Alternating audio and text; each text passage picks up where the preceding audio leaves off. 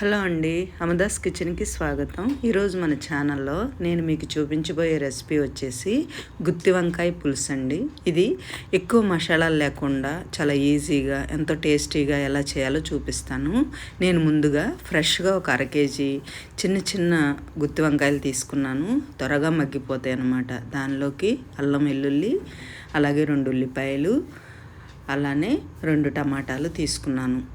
ఇంతే, వీటితోనే చాలా ఈజీగా చేసుకోవచ్చు. నేను గుత్తి వంకాయ మసాలా వాడట్లేదు దీనిలో, మీరు ఒకసారి గమనించండి. నేను ఇంట్లో ఉన్న వాటితోనే ఎంత ఈజీగా ఎంతో టేస్టీగా ఎలా చేయాలో చూపిస్తున్నాను. దానిలోనే రుచికి సరిపడా కారం, అలానే కొంచెం సాల్ట్ చూసి తీసుకోండి. మళ్ళీ సాలకపోతే మనం లాస్ట్లో కూడా కలపొచ్చు అనమాట.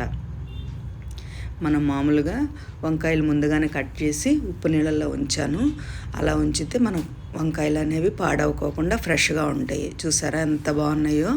అలానే మనం కర్రీకి సరిపడా ఆయిల్ కొంచెం ఎక్కువ పట్టిద్ది, ఎందుకంటే కొంచెం వీటిని ఫ్రై చేసి మనం పులుసు పెడతాం కాబట్టి చూసుకోండి.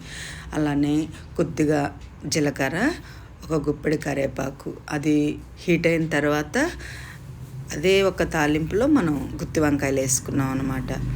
అంతేనండి. ఈ కర్రీని ఎంత ఈజీగా ఎంత టేస్టీగా చేస్తానో మీరు చూడండి. తప్పకుండా మీరు ఇంట్లో ట్రై చేయాల్సిన కర్రీ అనమాట. చాలా ఈజీగా అయిపోతుంది. అవి త్వరగా మగ్గడానికి నేను కొంచెం సాల్ట్ వేసాను, ఎందుకంటే మనం ఫస్ట్ మనం చూపించిన మసాలాల్లో కూడా నేను ఉప్పు వేసాను కాబట్టి సాల్ట్ మాత్రం చూసి తీసుకోండి.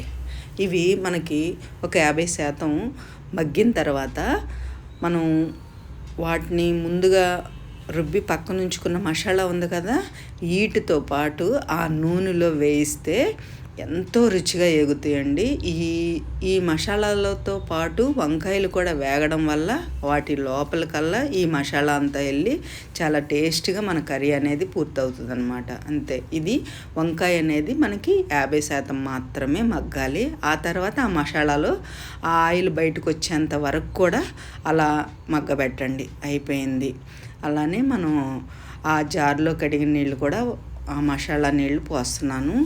ఎక్కువ వాటర్ కూడా పట్టదు. ఇప్పుడు మనం మీడియం మంట మీద స్టవ్ ఉంచుకుని కొంచెం కరివేపాకు చల్లుకుని మనం ఒక 5 నుంచి 10 నిమిషాల పాటు ఆ పులుసును మరగబెడితే మన కర్రీ అనేది పూర్తయిపోతుంది. నేను టేస్ట్ కోసం కొంచెం గరం మసాలా వేస్తున్నాను. ఎంతంటే 1/2 స్పూన్ మాత్రమే వేసాను, ఎందుకంటే మంచి స్మెల్ రావడానికి ఆ పులుసు.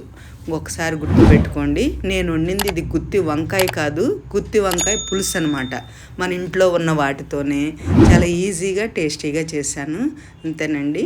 మనం కొత్తిమీర చల్లుకొని కర్రీని తీసి తినేయడమే. ఎంత టేస్ట్గా ఉంటుందంటే పుల్కా, చపాతీ, రైస్ దేనిలోకైనా సరే సూపర్ టేస్ట్ అండి. ఎంత ఈజీగా అయిపోయిందో చూసారా. ఎటువంటి మసాలాలు, ఎటువంటి హడావుడి, వాటిల్లోకి మన మసాలాలు నూరుకుని ఆ కర్రీ కూడా బాగుంటుంది. కానీ ఇది మాత్రం ఒకసారి ట్రై చేయండి, మీకు నచ్చుతుంది. నచ్చి తీరాలంతే. అంత బాగా చేస్తాను ఈ కర్రీ మాత్రం. వంకాయతో ఏ వెరైటీ చేసినా సరే చాలా టేస్టీగా చాలా రుచిగా చేసుకోవచ్చండి.